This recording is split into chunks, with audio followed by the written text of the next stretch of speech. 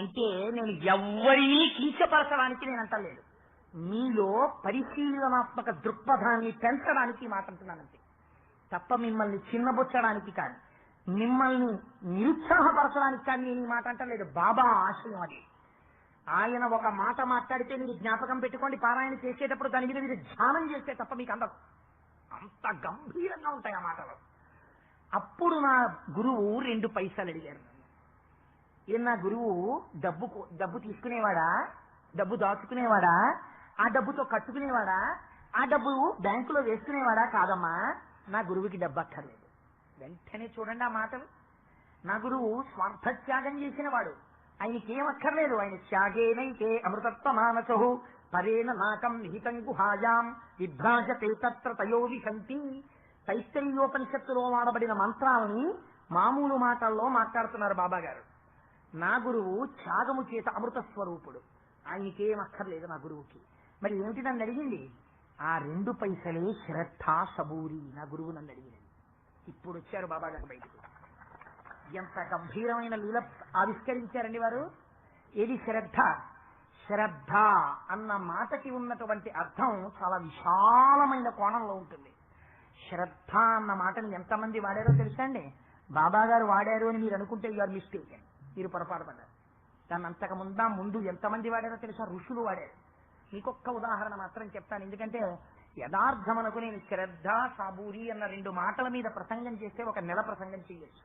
నా గొప్ప కాదు, ఆ వాక్కుల వెనకాల ఉన్న గొప్పటువంటి అది.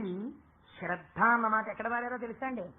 పూజామివ పరిచ్ఛీనాం శ్రద్ధామివ విమానితాం సన్నామివ మహాకీర్తిం అని వాల్మీకి మహర్షి రామాయణంలో కూడా వాడారు దీన్ని. రావణాసురుడు సీతమ్మ దగ్గరికి వస్తూ ఉంటే సీతమ్మ ఎలా ఉందో చెప్తూ పూజామివ పరిచ్ఛీనాం శ్రద్ధామివ విమానితాం అన్నారు. అవమానింపబడిన శ్రద్ధ ఎలా ఉంటుందో సీతమ్మ అలా ఉంటుంది అన్నారు. శ్రద్ధ అవమానింపబడడం ఏమిటండి? అంటే శ్రద్ధ అంటే ఏమిటో తెలుసా? ఆస్తిక్య బుద్ధి. ఆస్తిక్య బుద్ధి అంటే ఏమిటో తెలుసా? నేను ఏ మాట చెప్తున్నానో ఆ మాట పరమ నిజము నేను నమ్మి చెప్పుట. ఆ మాట నిజము అవునో కాదో అని నాకు అనుమానం ఉందనుకోండి, అసలు నేను ఆ మాట చెప్పకుండా ఉండుట. ఇది పరమ నిజము అని నేను నమ్మాను అనుకోండి, ఏది నమ్మానో అది మాత్రమే నేను చెప్పుట. నేను చెప్తున్నది పరమ నిజము అని నాకు విశ్వాసం ఉండుట. నేను ఒక పని చేస్తున్నాను, ఇది పరమ నిజము నేను నమ్ముట. నాకు ఆకలేసింది, ఆకలిస్తోంది ఏమైనా పెట్టవే అంటాను. మా ఆవిడ కర్రట్టుకొచ్చి పెట్టింది అనుకోండి, తినవయా ఉందనుకోండి. అదేంటి ఆకలిస్తుంటే కర్రట్టుకొచ్చి ఏమైనా పెట్టన్నావుగా కర్రట్టుకొచ్చాను అందనుకోండి, అర్థం ఉందా దానికి? ఏమైనా పెట్టవే ఏంటి దాని అర్థం? కడుపు నిండడానికి కావలసిన పదార్థమును పెట్టు. ఇప్పుడు ఆకలిస్తోంది, మీరు ఏం తింటారు? అన్నం తింటారు. ఏమిటి మీ నమ్మకం? అన్నం తింటే కడుపు నిండుతుంది, తర్వాత రుచి. ముందు మీ ప్రధానమైన నమ్మకం ఏమిటి? అన్నం తింటే కడుపు నిండుతుంది, అందుకు నిండుతోంది ప్రధానంగా. లేదు, దాహం ఇస్తోంది, కాసి నీళ్ళు ఇవ్వే అన్నారు. నీళ్లు తాగితే మీ కడుపు నిండుతుంది మీకు నమ్మకం, అందుకని మీరు నీళ్లే తాగుతున్నారు. నిప్పులు తాగకూడదా? నీళ్లు తాగితే కడుపు నిండుతాయింది మీకు పరమ నమ్మకము. మీ దగ్గరికి ఎవరైనా వచ్చి ఎవరైనా నీళ్లు తాగితే నిజంగా దాహం తీరుతుంది ఏంటంటే అన్నాను అనుకోండి, తెచ్చాడా ఎర్రడా ఏమిటా ప్రశ్న అంటాడు. ఎందుకని? మీకున్న విశ్వాసము ముందు ఆ ప్రశ్న మీకు చాలా అసహ్యంగా కనపడుతుంది. నీళ్లు తాగితే దాహం తీరుతాయేంటి? ఆ ప్రశ్నకి మీరు జవాబుని విడమరిచి దాహము అనగా ఇది, దాహము తీరుటకు నీరు అనగా ఇది, ఆ నీటిని గుటకగా తాగుతుండగా లోపలికి వెళ్ళినటువంటి ప్రతి గుటగా దాహమును ఇలా తీర్చను, ఇన్ని నీటి చేత ఇంత దాహము తీర్చను అని లా ఆఫ్ ప్రపోర్షన్స్ తో మీరు ఏమైనా ప్రిన్సిపల్ ఆవిష్కరణ చేస్తారా? ఏం చెయ్యరు. దాహం తీరే వరకు నీళ్లు తాగుతాం అంతే. ఇది దాని గురించి పెద్ద ప్రతిపాదన ఏమిటి, సిద్ధాంతం ఏమిట్రా? అసంగతం. అది దాని గురించి చర్చ ఏమిటంటారు. ఎందుకని అంటే లోకానుభవం, దానికి పెద్ద విశేషం ఏంటి అంటే మీ నమ్మకం. నాకు కొడుకుంటే బాగుండేదండి అంటాడు. అలా వాళ్ళ అబ్బాయి చూడలేదండి, మరి ఓ నమ్మకం. కొడుకుంటే చూస్తాడంతే, ఓ నమ్మకం. అందుకని కొడుకుంటే బాగుండండి. కూతుళ్ళుండి సంతోషంగా లేనివాడు లేదేంటి? కొడుకులు ఉన్న కన్నా కూతుళ్ళు ఉన్నవాడు సంతోషంగా ఉన్నవాడు ఉన్నారు ప్రపంచంలో. అయినా ఓ కొడుకుంటే బాగుండండి అని ఎందుకంటున్నాడు అంటే ఓ నమ్మకం. కొడుకుంటే వాడు మన దగ్గర ఉండేవాడు కదండి, కూతురుంటే వెళ్ళిపోతుంది కదండి. అల్లుడు కొడుకు కన్నా చూసిన వాళ్ళు ఉన్నారు ప్రపంచంలో, కానీ నమ్మడం. విశ్వాసం ఏది? కొడుకుంటే తల కొడుకు పెడతాడు, వాడు వాడి దగ్గర మనం ఉండు. వాడి దగ్గరికి మనం వెళ్ళడం కాదు, వాడు మన దగ్గర ఉంటాడు, వాడి దగ్గర మనం ఉంటాం. ఓ నమ్మకం. శ్రద్ధ అంటే కూడా అంతే. రావణాసురుడు వేదం చదువుకున్నాడు. వేదం చదువుకున్న వాడికి ఏం తెలియాలి? ప్రవర్తన తెలియాలి.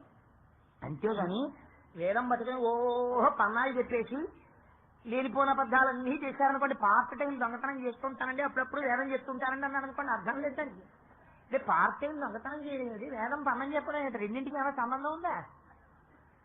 ఏంటి ఎక్కడో సామర్లకోటలో జేబు దొంగతనం చేస్తూ దొరికాడు అనుకోండి, పోలీసులు పట్టుకుని 4 లెంపకాయలు కొట్టిన తర్వాత అద్భుతంగా స్వరంతో వేదం చెప్పాడు అనుకోండి, అదేంటే అలా వేదం చెప్తున్నావు, అంత బాగా చదువుతున్నావు, ఎందుకే మరి దొంగతనం చేసావు అన్నారు అనుకోండి. అంటే ఒకటండి, నేను ఆషాఢ మాసం, శ్రావణం, భాద్రపదం, దక్షిణాయనం అంతా వేదం చెప్తాను, ఉత్తరాయణం అంతా దొంగతనాలు చేస్తాను అన్నాడు అనుకోండి. అది పైకి వినడానికి దక్షిణాయనం వేదం చదువుకోవడం అన్నది, ఉత్తరాయణం దొంగతనం చేసుకోవడం అన్నది రెండు కలిగిలో చాలా అసహ్యంగా ఉంటుంది. మీరు వేదం చదువుకుంటే దొంగతనం చేయకూడదు, దక్షిణాయనంలో వేదం జరిగి ఉత్తరాయణంలో దొంగతనం చేయడం ఏంటి? ఆ రెండు కుదరవు. అలా కుదిరితే అసహ్యంగా ఉంటుంది. నేను అన్నం తిన్నాను కానీ ఆకలి తీరలేదు అన్నాడు అనుకోండి, అమ్మ కనుబొమ్మలు గుడేస్తుంది. అదేంటి అన్నం తినడం ఆకలి తీరే వరకు తినాలి, అన్నం తిని ఆకలి తీరలేదు అంటే తప్పు ఉంది. అక్కడ ఉంది అన్నపు గింజ ఉంది, పప్పు ఉంది, కూర ఉంది, ఎవరు తినదానండి అంటుంది. అంతేగాని అన్నం తిన్నాను ఆకలి తీరలేదంటే అన్నానికి దోషం ఉందా? నీ ఆకలిని తీర్చకపోవట, నీ అమ్మ ఆకలిని తీర్చుట అలా ఉంటుంది, అన్నానికి ఉండదు. అది విరుద్ధమైన విషయాలు. నీకు విశ్వాసం ఉన్నది అంటే విశ్వాసం అంటే విశ్వాసమే. నీకు విశ్వాసం ఉన్నది, విశ్వాసం ఉన్నట్టే నీ ప్రవర్తన ఉండాలి. నీకు విశ్వాసం ఉన్నది ఏమిటి గుర్తు? అందుకే behaviour is the manifestation of the perfection and belief అంటాడు వివేకానంద. నీ నమ్మకమునకు గుర్తేమి? నీ నడువడి. యజ్ఞదాతరతి శ్రేష్ఠ. ఎరా అబ్బాయి, ఆవిడ అడిగింది, విహసంతో నవాసంతి తదో వా అనువర్తతే సదా విపరీత తే బుద్ధిరాచారవర్జిత. ఎరా నువ్వు చదువుకున్నది నువ్వు అనుష్ఠానంలో పెట్టవా? నీకు చెప్పేవాళ్ళు లేరా? ఎందుకురా పరదారాగ్రహణం చేస్తావు నువ్వు అడిగింది సీతమ్మ. నువ్వు వేదం చదువుకున్నావు, నన్ను ఎత్తుకొచ్చావు, తప్పు లేదంటావు. ఇది ఎలా ఉంటుంది? ఉత్తరాయణంలో దక్షిణాయనంలో వేదం జరిగి ఉత్తరాయణంలో దొంగతనం చేసినట్టుంది. నువ్వేమో వేదం చదువుకున్నావు, గొప్ప తపస్సు చేశావు, బ్రహ్మగారిని సాక్షాత్కరింపజేసుకున్నావు, చతుర్ముఖ బ్రహ్మగారికి మునిమరబడింది, ఎత్తుకొచ్చింది సీతమ్మ తల్లి. ఈ రెండింటికి ఏమైనా సంబంధం ఉందిరా? ఇది తప్పని ఇక్కడ ఎవరు చెప్పరా? చెప్పినా నువ్వు వినవా? అంటే నీ బుద్ధిలో దోషం ఉందిరో ఏందమ్మవాడు. సాయిబాబా గారండి మాకు దేవుడండి, సాయిబాబా గారండి మాకు నిజంగా గురువండి, వారిని ఎంత పూజ చేస్తానోనండి అందాం. నీకు నిజంగా విశ్వాసం ఉందనుకో, ఎవడు పంచమన్నాడు ప్రతి లక్ష్మీవారం ప్రసాదం? నిన్ను ఎవడన్నా అడిగాడా లక్ష్మీవారం ప్రసాదం పంచమని? ప్రసాదం పంచడం ఎందుకు? కనబడ్డ ప్రతివాడికి ప్లాస్టిక్ కవర్ లో పెట్టుకుని వెళ్ళి వెళ్ళి వెళ్ళి వెళ్ళి ప్రసాదాలు చేతిలో పెట్టడం ఎందుకు? అలివి కాని చోట అది గుడి కాదు, నువ్వు ప్రసాదాలు ఇస్తున్నావు. అది గుడి కాదు, నువ్వు నైవేద్యం పెడుతున్నావు.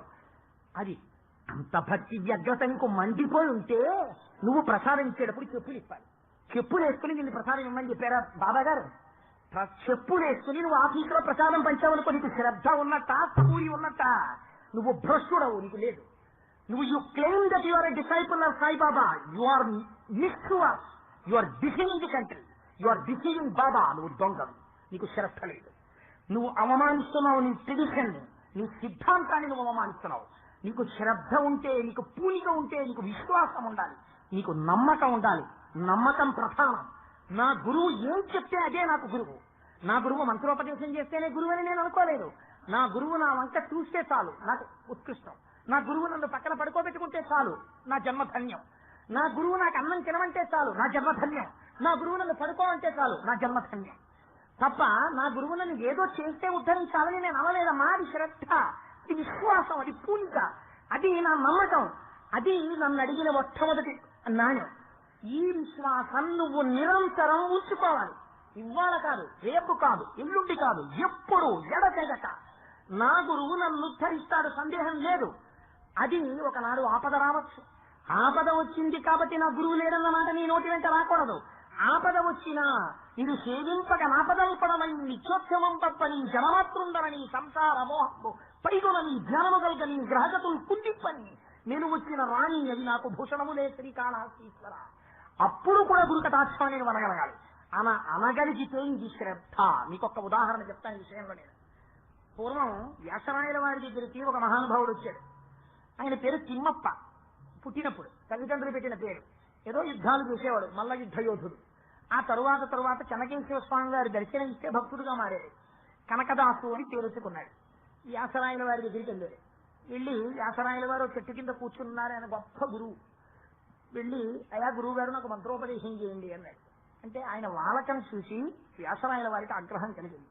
ఇదేమైనా బజార్లో వస్తువురా, అంటే మంత్రోపదేశం చేయండి అని అడగడం ఏంటి? అసలు మంత్రోపదేశం చెయ్యండి అని అడగడం కాదు, ఉపదేశం పొందడానికి వాడు అర్హుడని గుర్తుపట్టి గురువు పిలిచి ఉపదేశం చెయ్యాలి. లేకపోతే గురువు గారు నేను ఉపదేశం పొందడానికి అర్హత సంపాదించాలని మీరు అనుకుంటే నాకు ఉపదేశం చెయ్యండి అని అడగాలి. కాదయ్యా, వేరొక 6 నెలలు పోయిన తర్వాత చేస్తాను, ఈలోగా నువ్వు ముందు 6 నెలలు సంధ్యావందనం నేర్చుకుని రోజు 1000 గాయత్రి చేయడం మొదలుపెట్టు అన్నారు అనుకోండి. గురువు గారి దగ్గర అబద్ధాలు చెప్పకూడదు. నీకు విశ్వాసం ఉంటే నువ్వు 6 నెలలు సంధ్యావందనం నేర్చుకుని గాయత్రి చేసి మళ్ళీ గురువు గారి దగ్గరికి వెళ్ళాలి. గురువుగారు 6 నెలలు సంధ్యావందనం గాయత్రి చేశానండి, చేస్తారా ఉపదేశం అని అడగాలి. ఇంకో 6 నెలలు చెయ్యి అన్నారు అనుకోండి. ఏంటండి 6 నెలలు చేయమన్నారు, చేశాను, మళ్ళీ 6 నెలలు అంటారే, గొప్ప గురువు దొరికేది లేదు మాకు, ఇంకోటి దగ్గరికి పోతానా అంటే నువ్వు త్రిశంకుడు అయిపోతావు. పైగా కాదు కింద కాదు, మధ్యలో ఉంటావు. అందుకేగా నాకు వశిష్ఠుడు అక్కర్లేదని చెప్పి విశ్వామిత్రుడి దగ్గరికి వెళ్తే ఏమయ్యాడు? త్రిశంకుడు. 6 నెలలు పోయాక రా అంటే మళ్ళీ 6 నెలల తర్వాత వెళ్ళాలి. మీకు ఇప్పటికీ ఉన్నారు అనవాపురంలో చంద్రశేఖర పరమాచార్యుల వారి దగ్గరికి వెళ్ళి సన్యాసం ఏమని అడిగితే 1,000 గాయత్రి చేసిరా అన్నారు పరమాచార్యుల వారు. 1,000 గాయత్రి చేసేడితే ఇంకో 1,000 చేసిరా అనేవారు, మళ్ళీ 1,000 చేసేవారు. అలా 10 కోట్లో 15 కోట్లు అయిపోయిన తర్వాత ఇంక ఇప్పుడు ఈయన అడగక్కర్లేదు. ఆయన ఇంకా చంద్రశేఖర పరమాచార్య స్వామి వారి దగ్గరికి వెళ్ళక ముందే అసలు ఆయన వచ్చి ఇంకా ఎక్కడో ఆశ్రమంలో తిరుగుతుంటే శిష్యుణ్ణి పిలిచి, చూడరా ఫలానా మెయిన్ గేట్ పక్కన సంచి ఒకటి తగిలించుకుని విభూతి రేఖలు పెట్టుకుని అగ్నికార్యం చేసిన గుర్తుగా నల్లటి బొట్టు పెట్టుకుని సోమశేఖర శాస్త్రి అని చెప్పి భీమవరం నుంచి వచ్చి ఒక ఆయన తిరుగుతున్నాడు, ఇలా తీసుకురా అనేవారు. వీళ్ళు వెళ్ళి ఆ గేటు దగ్గరికి సోమశేఖర శాస్త్రి గారు అంటే భీమవరం నుంచి వచ్చాక ఎవరండి ఇక్కడ అని అడిగితే నేనండి అనేవారు. మిమ్మల్ని పరమాచార్యులు వారు పిలుస్తున్నారని తీసుకొస్తే, అబ్బాయి ఎల్లుండి నీకు ముహూర్తం నిర్ణయించాం, సన్యాసం ఇస్తున్నాం అనేవారు. ఇప్పుడు అడిగాడా? అడగలా. ఆయన నిర్ణయించేవారు ఇవ్వడానికి సన్యాసాన్ని, లేదు ఉపదేశాన్ని. అందుచేత అప్పటి వరకు నువ్వు శ్రద్ధతో ఆ విశ్వాసంతో ఉండాలి తప్ప ఇదేమైనా బజార్లో వస్తువా, రూపాయి ఎత్తుకెళ్ళి పెన్సిల్ ఇవ్వండి, 2 రూపాయలు ఎత్తుకెళ్ళి వీధులు ఇవ్వండి అన్నానికి కనకదాస్ గారు వెళ్ళి అడిగారు వ్యాసరాయల వారిని, మీరు నిర్ణయించకూడదు వ్యాసరాయల వారు అదేంటని అలా అనొచ్చా అని. అలా అనొచ్చు గురువు, నాకు ఉపదేశం చేయమన్నారు. అంటే వ్యాసరాయల వారు అన్నారు, నీకు ఉపదేశం ఏమిటి అబ్బాయి, నీకు మంత్రోపదేశం చేయనా, నీకేమొచ్చు మంత్రోపదేశం చేయడానికి, అంగన్యాసకరన్యాసాలు ఏమొచ్చని నీకు ఉపదేశం చేయనని మనసులో అనుకుని నీలాంటి వారికి మంత్రోపదేశం ఏమిటా, నీకు దున్నపోతున్నామో ఉపదేశం చేస్తానని చేసుకో, దున్నపోతున్నామో అన్నారు. అంతే, ఆయనకి విశ్వాసం. అమ్మ వ్యాసరాయల వారు నాకు ఉపదేశం చేశారా, దున్నపోతున్నామని చేసుకోమన్నారు నన్ను అనుకున్నాడు. గురువుగారు చాలా సంతోషం, గురువుగారు మరి నాకు సెలవా, నామం చేసుకుంటానైతే మంత్రం చేసుకుంటానన్నారు. మంత్రం అంటే మననాత్ త్రాయితీ మంత్ర, గురువు దగ్గర మంత్రం ముచ్చుకుంటే మంత్రం చేయాలి రోజు, అంతేగాని ఎగ్గొట్టేసి కూర్చోమని కాదు, మంత్రానికి రుణపడిపోతారు. అందుకని చెప్పి ఆ మంత్రం చెయ్యాలి. అందుకని గురువుగారు అయితే మంత్రం చేసుకుంటానన్నారు. వ్యాసరాయల వారు నవ్వి అన్నారైతే చేయరా అన్నారు. అంటే వెళ్ళిపోయారంటే గురువుగారు నాకు ఉపదేశం చేశారు, ఎంత దృష్టవంతుడు అనుకున్నాడు. చెట్టు కిందకి వెళ్ళాడు, కూర్చున్నాడు, దున్నపోతు దున్నపోతు దున్నపోతు దున్నపోతు అంటే దున్నపోతుకి పెద్ద ఏముంది, అది పెద్ద కంటికి కనపడేదేగా, ఎప్పుడో ఎక్కడో అక్కడ చూసిందే, దాన్ని దృష్టిలో పెట్టుకుని అదే పనిగా దున్నపోతు దున్నపోతు దున్నపోతు దున్నపోతని ఓ చేసేస్తున్నాడు. ఇప్పుడు పెద్ద కలవరం బయలుదేరింది దేవతల్లో. దున్నపోతు దున్నపోతు దున్నపోతని వ్యగ్రతతో చేసేస్తున్నాడు తపస్సు మంత్రం. ఇప్పుడు సాక్షాత్కారం జరగాలని, ఎందుకని ఇది పరమేశ్వరుడి గొప్పతనం. అంటే ఆ మంత్రాన్ని దాని మంత్రమే అని గురువు దగ్గర పొంది ఆ విశ్వాసంతో చేసేస్తున్నాడు. ఇప్పుడు వెళ్ళాలి. దున్నపోతు రూపంలో ఎవరున్నాడు రా దేవతని అడిగారు. దున్నపోతు రూపంలో ఎవరు లేరు మహాప్రభు ఇప్పటి వరకును అన్నారు.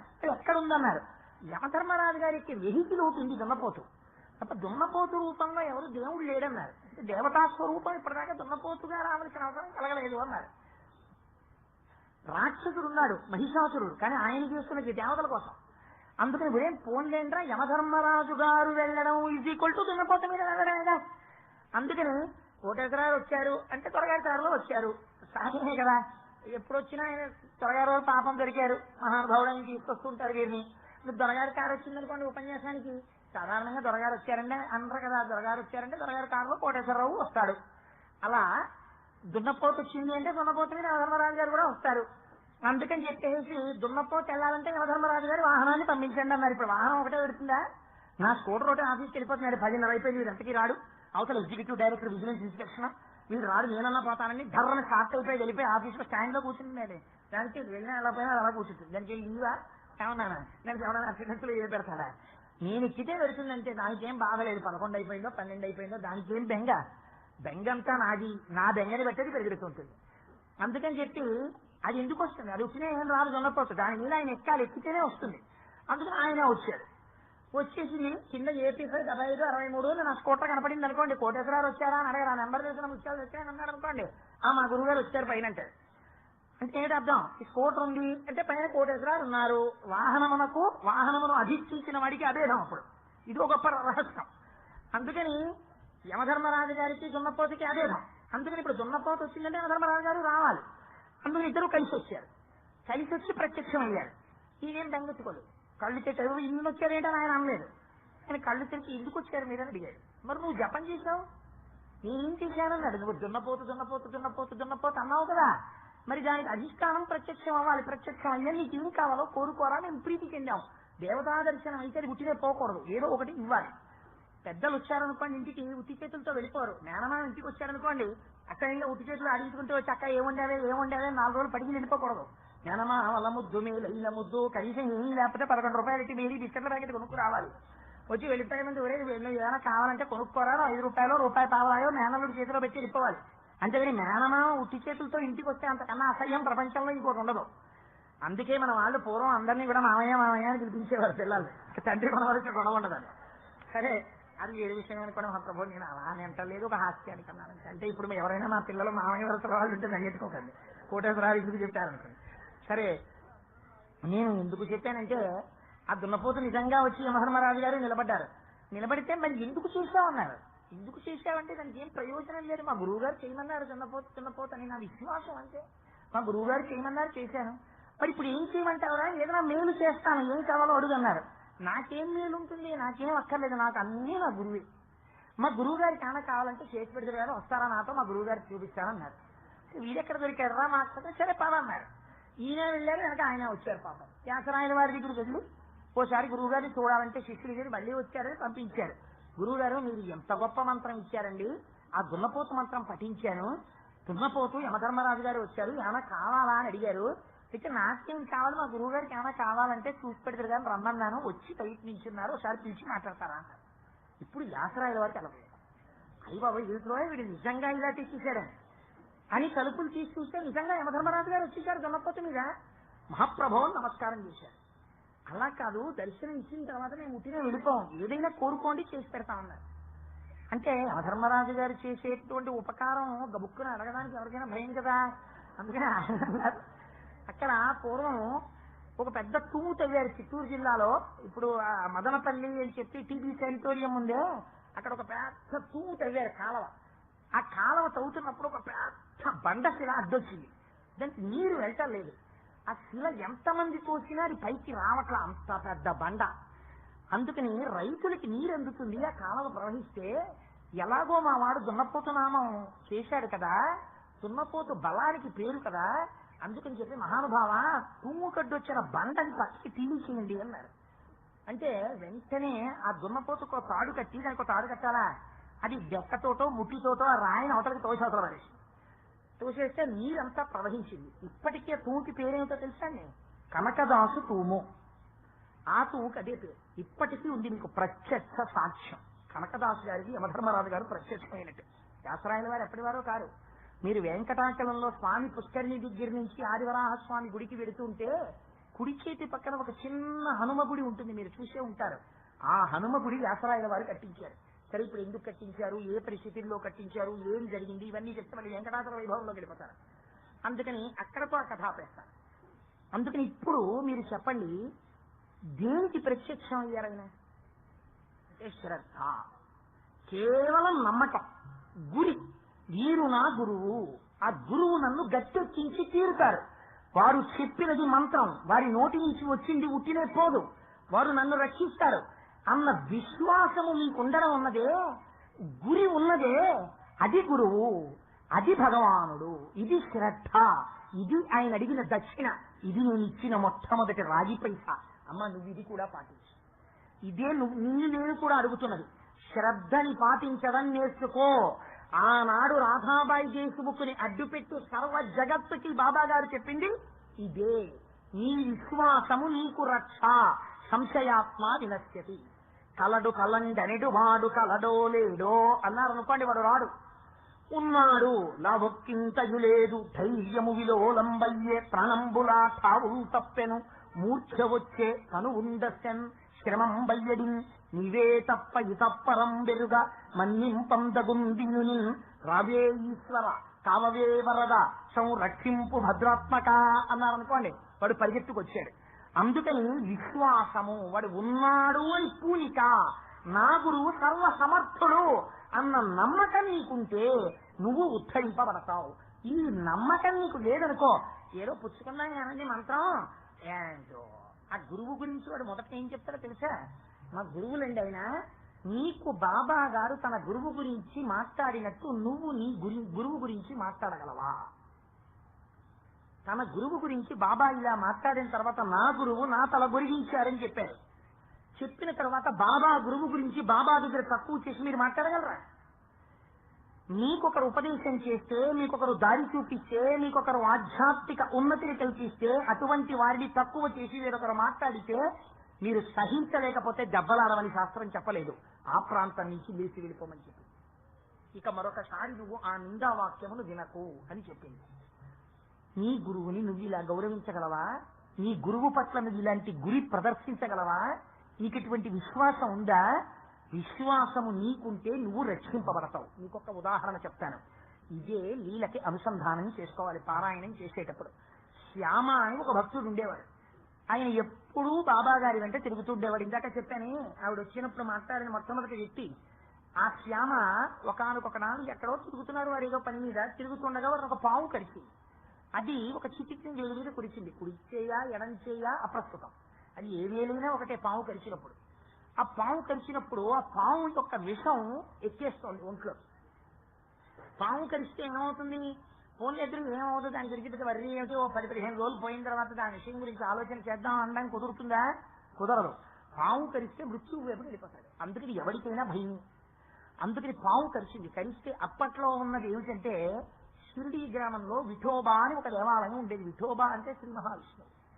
అప్పట్లో ఏమిటంటే, ఎవరినైనా పాము కరిస్తే విఠోబా దేవాలయంలోకి తీసుకెళ్లి పడుకోబెట్టేవారు. బహుశా ఎవరైనా మంత్రం చేసేవారు కాదో మనకి తెలియదు. ఆ విషయాన్ని అక్కడ ప్రస్తావన చేయబడలేదు.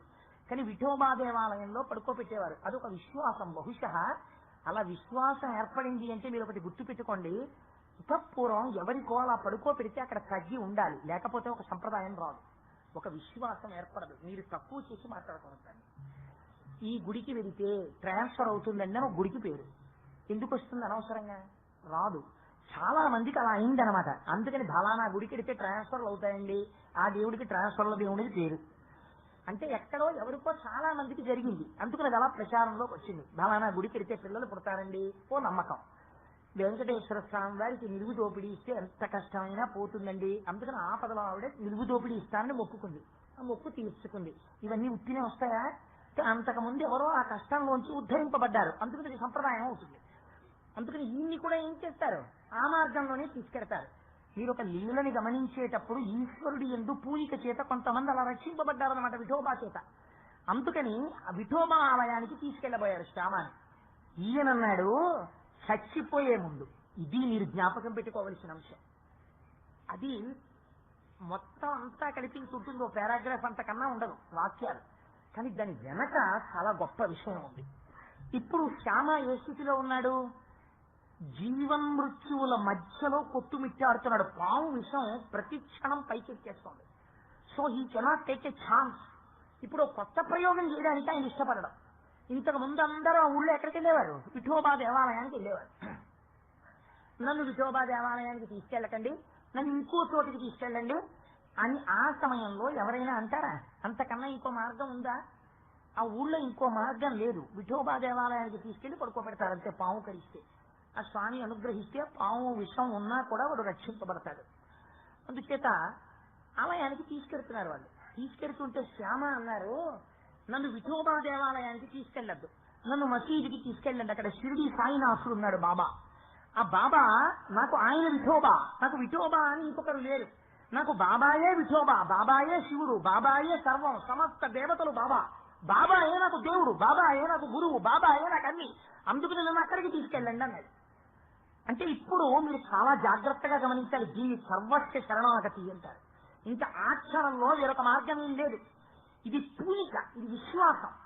ఇంతకు ముందు విశ్వాసం ఒకటి, విఠోబా దేవాలయానికి వెళితే రక్షింపబడతాడు, తప్పు కాదు, లేకపోతే రాదు విశ్వాసం. వేరొకరు వెళ్లకుండా ఉండాలి అని మీరు అనకూడదు, వెళ్ళొచ్చు ఇంకొకరు. కానీ ఇప్పుడు వారికి విశ్వాసం బాబా విఠోబా, బాబాకి విఠోబాకి భేదం లేదు. నన్ను బాబా దగ్గరికి తీసుకెళ్ళండి, బాబా నన్ను రక్షిస్తారు. ఈ పూనిక మీకు దేని ఎందు ఉంటే మిమ్మల్ని రక్షిస్తుంది. అందుకే సింహాసనంలో అన్ని దేవతలు ఉంటారు, కానీ సింహాసనంలో మాత్రం కులదేవత ఉంటారు. నేనున్నాను, మా కులదేవత ఒకరు ఉన్నారు, వారిని నేను ఆ సింహాసనంలో కూర్చోబెడతాను. పరంపరాగతంగా వస్తున్నది. కుటుంబంలో సంప్రదాయంలో పరంపరాగతంగా ఆరాధన అలా జరుగుతోంది, వారు సింహాసనంలో ఉంటారు. కానీ అన్య దేవతా తిరస్కారం చేయకూడదు. నేను ఒక దేవతా స్వరూపాన్ని పూజ చేస్తున్నానని ఇంకొక దేవతని పట్టుకుని అదే ఆ దేవతని పూజ చేయకండి అని ఉట్టిదండి, ఆయనేం గొప్ప మావాడు గొప్ప ఇలా తొడలు కొట్టకూడదు, తప్పది. ఆయన ఈయన ఒక్కటేనండి, కానీ పరంపరాగతంగా మా పూజ ఇలా జరుగుతోంది, అందుకని ఇలా పూజ చేస్తాం అని శనివారం నాడు విష్ణు సహస్రం చేస్తూ శివారాధన చేయగలగాలి. శివాభిషేకం చేస్తూ విష్ణువుని దర్శించగలగాలి. విష్ణువుని కులదైవం అనుకో, విష్ణువుని పూజా మందిరంలో పెట్టుకుని నువ్వు రుద్రాధ్యాయం చెప్తూ అభిషేకం చేయగలగాలి. ఆ రుద్రుడు, ఆ శివుడు, మా విష్ణువు రెండు ఒకటే, మాకు రెండు కాదు, అన్ని ఒకటి అనగలగాలి. నువ్వు ఇలా అనగలిగితే నీకు తత్వం అర్థమవుతోంది. ఇప్పుడు తత్వం అర్థమైంది శ్యామకి. ఎలా అర్థమైంది?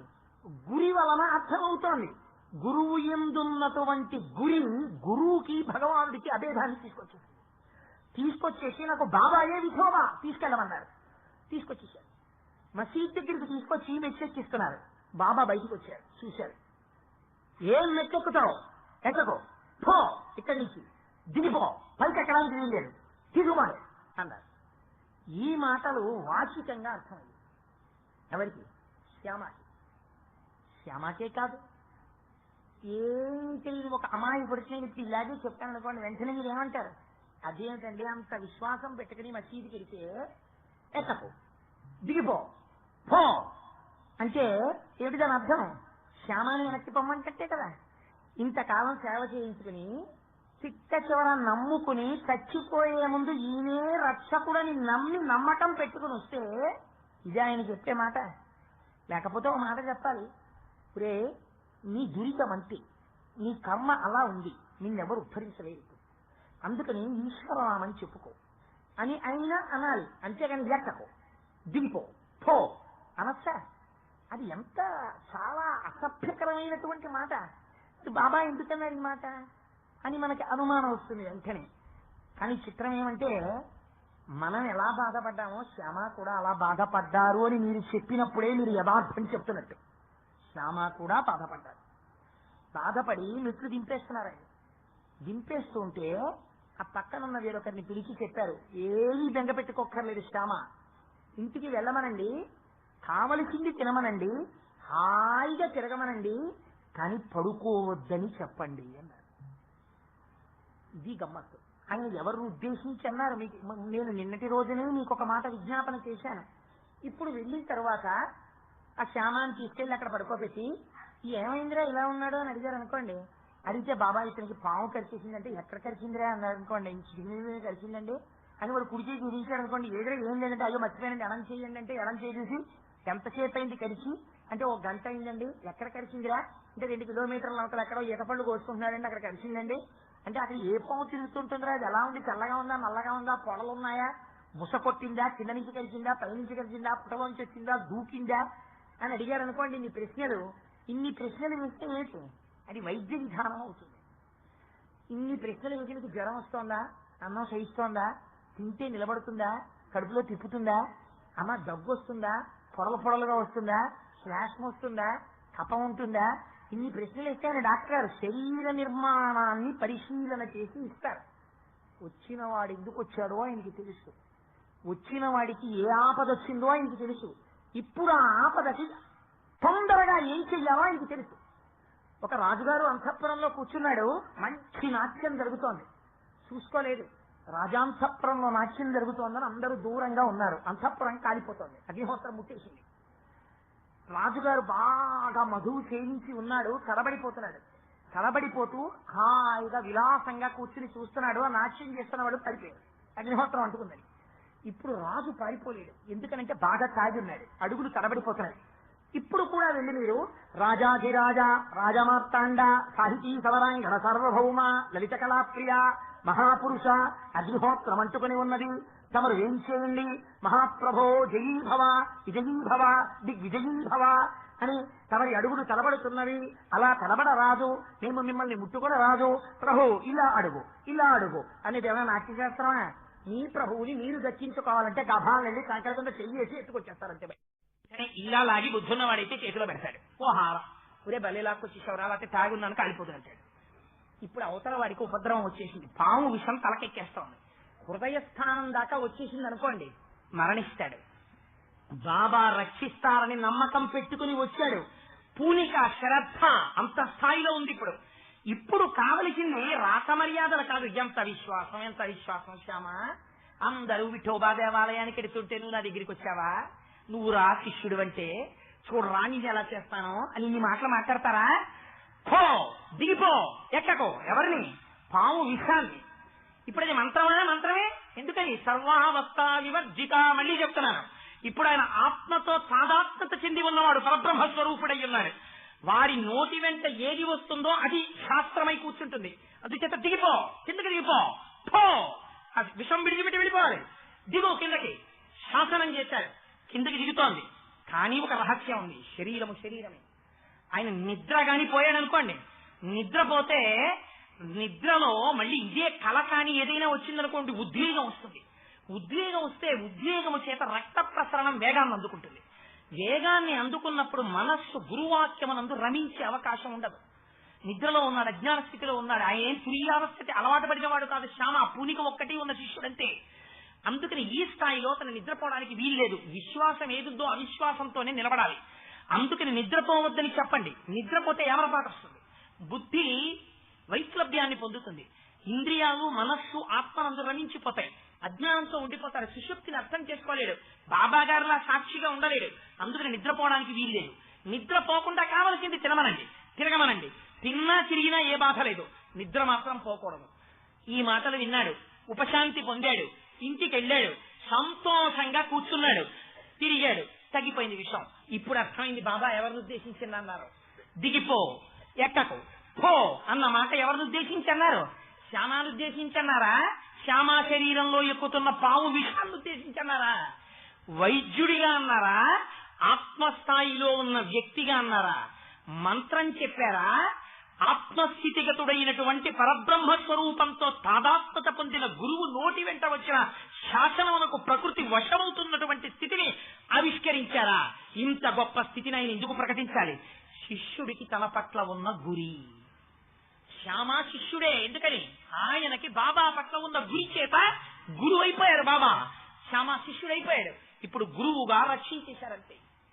ఇది ఒక గురువు శిష్యుణ్ణి రక్షించడానికి ఉండేటటువంటి ప్రాతిపదిక. తన యందు శిష్యుడికి ఉన్న విశ్వాసము రక్షింపచేసింది. ఇది శ్రద్ధ. నా గురువు నన్ను అడిగిన మొదటి నాణెము. ఇది నేను ఒక లీలతో అనుసంధానం చేశాను. కానీ యథార్థమునకు ఆ విశ్వాసం అంటే ఏమిటో, విశ్వాసంలో వైక్లభ్యాలు ఎలా వస్తాయో, శ్రద్ధ సాబూరితో ఎలా కలవాలో, ఈ పక్కనే సాబూరి అని ఒక మాట వాడారు. ఈ శ్రద్ధ ఎక్కడ దెబ్బ తింటుందో, దెబ్బ తిన్నప్పుడు శిష్యుడు ఎలా సర్దుకోవాలో, సర్దుకోకపోతే వచ్చేటటువంటి ప్రమాదం ఏమిటో సాయిబాబా గారి యొక్క జీవితంలోనే జరిగింది. అది కూడా ఒకసారి. దాన్ని రేపటి రోజున అనుసంధానం చేసి శ్రద్ధా సాబూరిని పూర్తి చేస్తాను. నా ప్రారంభం ఏమిటంటే 2 గంటలు మాట్లాడినా నేను ఈ లీల పూర్తి చేయలేకపోయాను. ఇవాళ ఆ ఉపదేశం శ్రద్ధా సాబూరి పూర్తి చేద్దాం అనుకున్నాను, కానీ అసలు ఇంకా నేను శ్రద్ధ మొదలు పెట్టానంతే. అయితే నేను అనుకుంటున్నాను 7 రోజుల్లో నేను ఇంత చెప్తేనే చెప్పినట్ట. ఏకైక అక్షరం ప్రోక్తం మహాపాతక నాశనం. ఒక్క లీల నాకు సక్రమంగా ప్రచోదనమై బాబా నా చేత పలికిస్తే నా జన్మధన్యం అయిపోయినట్టే. ఎందుకు ఇంత క్వాంటం పూర్తి చేశాను అనుకోవాలి నేను. అందుకని నా చేత సాయినాథుడు ఇంత పూర్తి చేయించాలి అని వారేమనుకున్నారో అది పూర్తవుతుంది. నేను ఇది చెయ్యాలి అనుకుంటే నేను స్వతంత్రుడని అవుతాను, నా తల పెంచుకున్న వాడిని అవుతాను. అందుకని నా తల వారి చేత గొరిగింపబడాలి.